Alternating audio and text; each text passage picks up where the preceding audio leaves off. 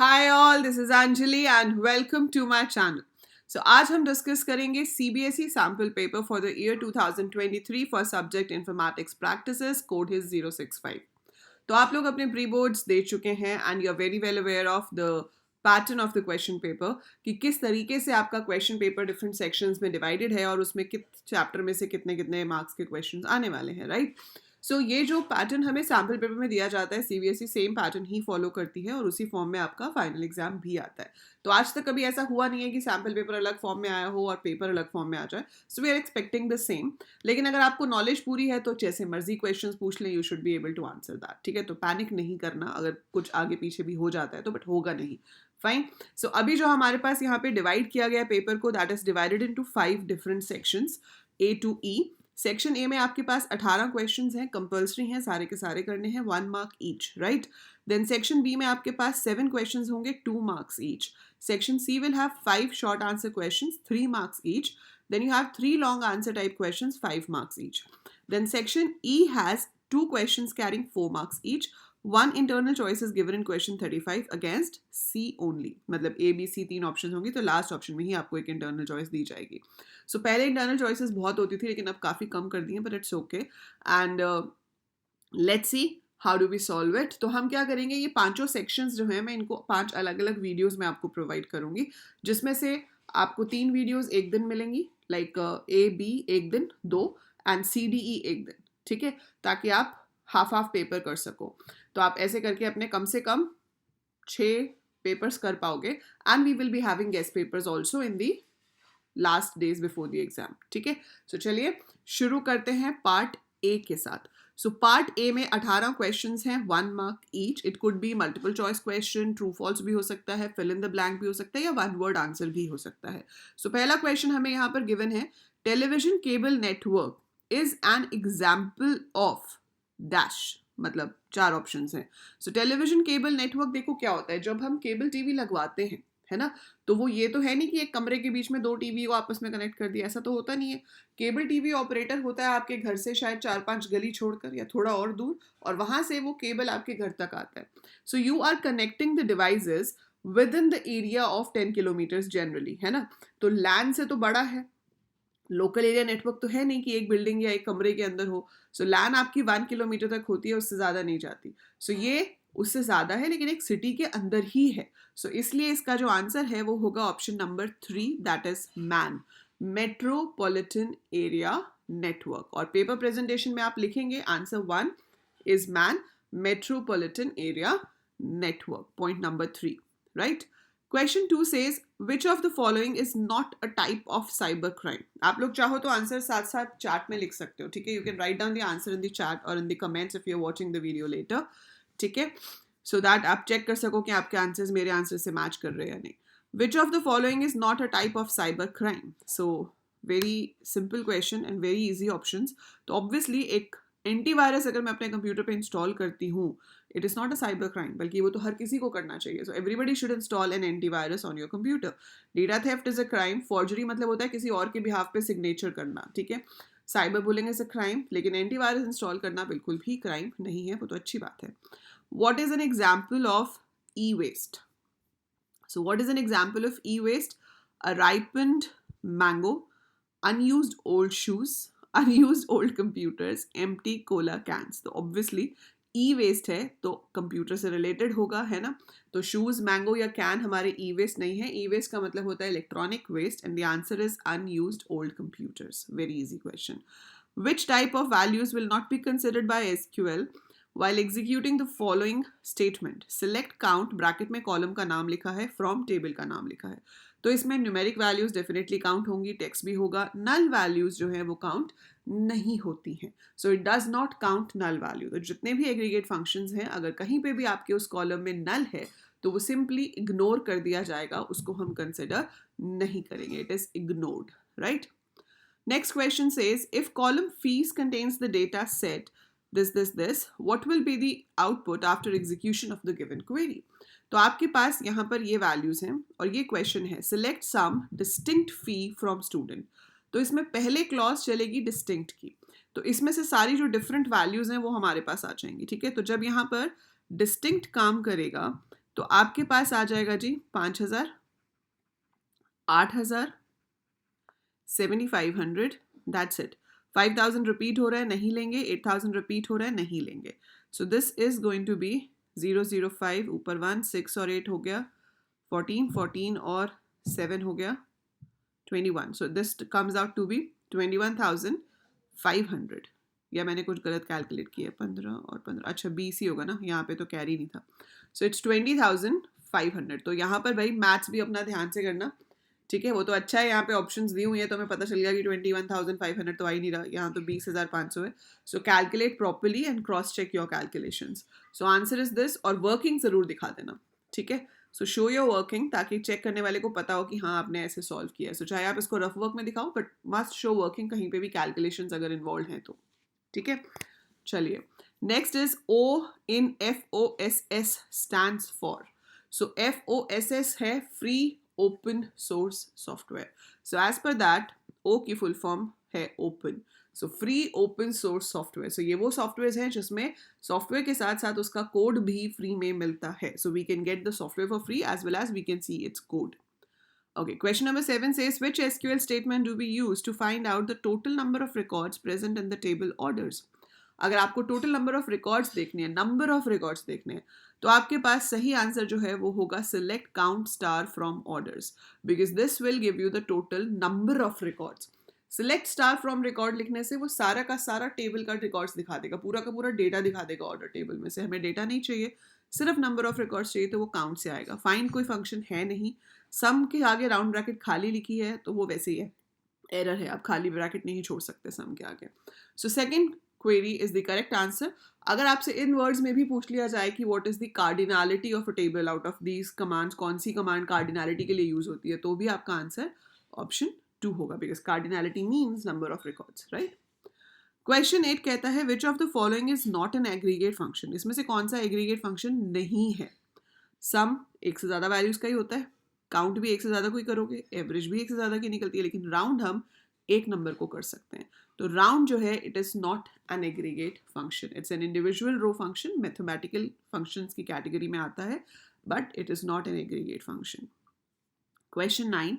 Which one of the following function is used to find the largest value from the given data in MySQL?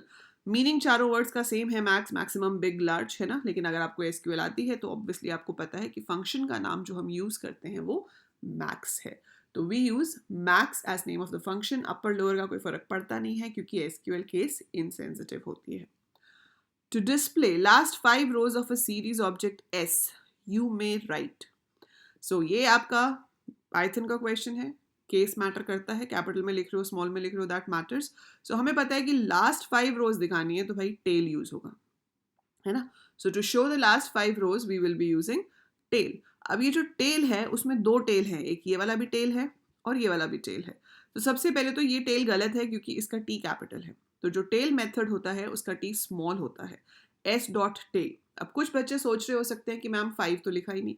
तो जब हम कुछ भी नहीं लिखते हैं हेड में या टेल में, when we don't specify any number, जब आप राउंड ब्रैकेट्स के अंदर कुछ भी पास नहीं करते हो तो वो बाय डिफॉल्ट लास्ट 5 रोज ही दिखाता है। अगर हमें अलग नंबर चाहिए 3 रोज 4 रोज तो आपको नंबर लिखना पड़ेगा, but if you don't write anything तो वो बाय डिफॉल्ट आपको 5 ही दिखाएगा। सो इसका सही आंसर है option number 4, S dot tail round bracket, tail has to be all small letters. Next question. Which of the following statement will import pandas library? पहले option गलत है क्योंकि आई कैपिटल है, हो नहीं सकता। दूसरी ऑप्शन गलत है क्योंकि पांडास का पी कैपिटल है, हो नहीं सकता। तीसरी ऑप्शन है import pandas as pd, perfectly fine. So this is your correct answer. Fourth option में पांडास में एस ही नहीं है, import पांडा लिखा हुआ है और आपकी लाइब्रेरी का नाम पांडा नहीं है, pandas है, और क्वेश्चन में लिख रखा है import pandas library, है ना. So they have mentioned in the question itself name of the library, so it is pandas, not panda. Question number 12. Which of the following can be used to specify the data while creating a data frame? So which of the following can be used to specify the data while creating a data frame? So यहाँ पर answer है all of these. तो आप series भी use कर सकते हो, आप लिस्ट ऑफ डिक्शनरीज भी यूज कर सकते हो, आप एनडी एरे मतलब 1 dimension 2 dimension 3 dimension एरेज भी यूज कर सकते हो. So all of these is the correct answer for question 12. Which amongst the following is not an example of a web browser? तो Chrome, Firefox, Avast, Edge, इसमें से कौन सा हमारे पास ब्राउजर का एग्जाम्पल नहीं है? एंड वो है Avast. Avast क्या होता है फटाफट से बताओ. Right it in the chat. What is Avast? क्या होता है Avast? Chrome is a web browser, Firefox is a web browser, Edge is a web browser. Avast is not. It is an antivirus software. So ये क्या है? Antivirus software है. In SQL, which function is used to display current date and time? कौन सा function जो है वो current date and time को show करता है? So इसके अंदर से आपके पास उस function का नाम है now. So एक now होता है, एक sys date होता है. So now और sys date वो दोनों current date and time दोनों को show करते हैं. ठीक है? Question 15. Legal term to describe the rights of a creator of original creative or artistic work is dash. अब जैसे मैं ये वीडियो बना रही हूँ, I am recording the video, मैं इसमें दिख रही हूँ, मेरी आवाज़ है, मैं आपको आंसर्स बता रही हूँ. So this is my work, right?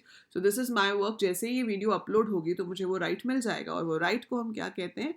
Copy right. सो जैसे ही आप एक इंटेलेक्चुअल काम करते हो और अपना खुद का कुछ ऑनलाइन क्रिएट करते हो, चाहे वो ब्लॉग हो, चाहे आपने कोई पिक्चर क्लिक करी है, चाहे आपने कोई ड्राइंग करी है, पोर्ट्रेट बनाया है और उसको आप सोशल मीडिया पे अपलोड करते हो, so you get a copy right of that. ठीक है? उसको कॉपी राइट कहते हैं.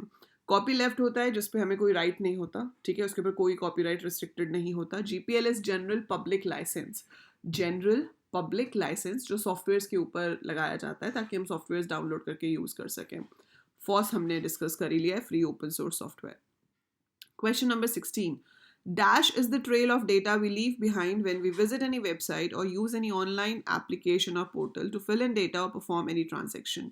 So, जब हम कुछ भी काम इंटरनेट पे करते हैं वो सब आपका रिकॉर्ड हो रहा है कहीं ना कहीं. इवन if आप अपने लैपटॉप से या अपने मोबाइल फ़ोन से डिलीट भी कर दो तब भी वो है कहीं ना कहीं पर.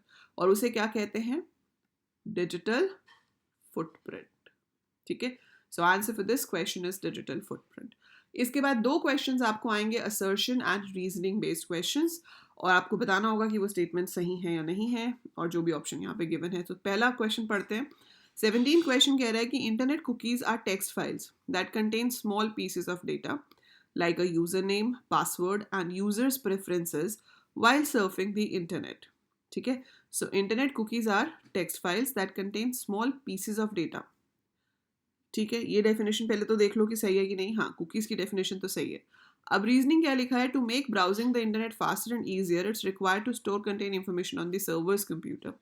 ये स्टेटमेंट तो सही सी लग रही है लेकिन यहाँ पर इन्होंने गलती कर दी. देख रहे हो? कुकी कहाँ स्टोर होती है? Where is cookie stored? बताओ. कुकी स्टोर होती है क्लाइंट कंप्यूटर पे. So cookie is a temporary file, बिल्कुल सही है, लेकिन वो स्टोर होती है क्लाइंट पे ना कि सर्वर पे. सो ये रीजन इसका गलत है. तो statement A is correct but R is false. So इसका ऑप्शन होगा 3. A is true but R is false. To make browsing the internet faster and easier the information has to be stored on the client computer. Server से तो time लगेगा, faster और easier कैसे होगा? उसमें तो वो सर्वर पे रिक्वेस्ट भेजेगा, वहां से रिस्पॉन्स आएगा, फिर जाके चेंजेस होंगे. So that is not easier. ठीक है? That is not faster. तो इसलिए ये स्टेटमेंट गलत है. So A is true, R is false. Then is data frame has both a row and a column index. ठीक है जी, ट्रू है. A data frame is a 2-dimensional labelled data structure like a table of MySQL. So labelled लिख दिया यहाँ पे, that means we have row and column index. तो reason भी सही है. So both A and R true and R is the correct explanation for A. So इस तरह के क्वेश्चंस की प्रैक्टिस हम बहुत करेंगे. मतलब मैं आपको अलग से भी असर्शन रीजनिंग के क्वेश्चंस की प्रैक्टिस करवाऊंगी. But this was your section A जिसमें आपके पास 18 क्वेश्चंस होंगे, 1 mark each. So next video में हम डिस्कस करेंगे पार्ट बी जिसमें 7 क्वेश्चन होंगे, 2 marks each. And do write me in the comments कि आपको किस तरह से वीडियो चाहिए. You want me to explain each section in a separate video, या आप चाहते हो कि मैं एक लंबी सी वीडियो एक पेपर के लिए बना दूं, या ऐसे ही ठीक है कि एक सेक्शन एक टाइम पे पढ़ लें कि भाई 1 मार्क की तैयारी कर रहे हैं तो 1 मार्क वाले देख लिए, 2 मार्क्स की कर रहे हो तो 2 मार्क्स वाले देख लिए. So just let me know about that. And that is it for this video. इसको अच्छे से कीजिएगा. ऐसे क्वेश्चंस बहुत सारे हम प्रैक्टिस करने वाले हैं. सो चैनल को सब्सक्राइब कर लीजिए, नोटिफिकेशन आइकन को ऑन रखना ताकि पता चलता रहे कब कब मैम वीडियो अपलोड कर रही हैं. And do share the channel with your classmates. उनका भी पेपर है, सबका भला होना चाहिए. और अपने जूनियर्स के साथ ज़रूर शेयर करना, क्योंकि आपका पेपर होते ही अगले सेशन के लिए क्लासेस शुरू हो जाएंगी चैनल पे. So do share the channel with your juniors so that they can also come and subscribe the channel. So that is it for this video. I'll see you soon. Till then, take very good care of yourself. Bye for now. और जाने से पहले एक important चीज़ और, अगर आप CUET की preparation कर रहे हैं और उसमें आपने कंप्यूटर साइंस या IP को एज अ गोल सेलेक्ट किया है तो ऐप डाउनलोड कर लो. अदरवाइज भी अगर आप BCA BTech या BSc करने वाले हो, सो ऐप का लिंक डिस्क्रिप्शन में गिवन है, वहाँ से आप AL कोडर्स ऐप डाउनलोड कर लीजिए. There will be number of courses for graduation level as well as CUET की प्रिपरेशन भी हम चैनल के साथ साथ वहाँ पे भी करेंगे. So go ahead, check the courses over there. Bye for now.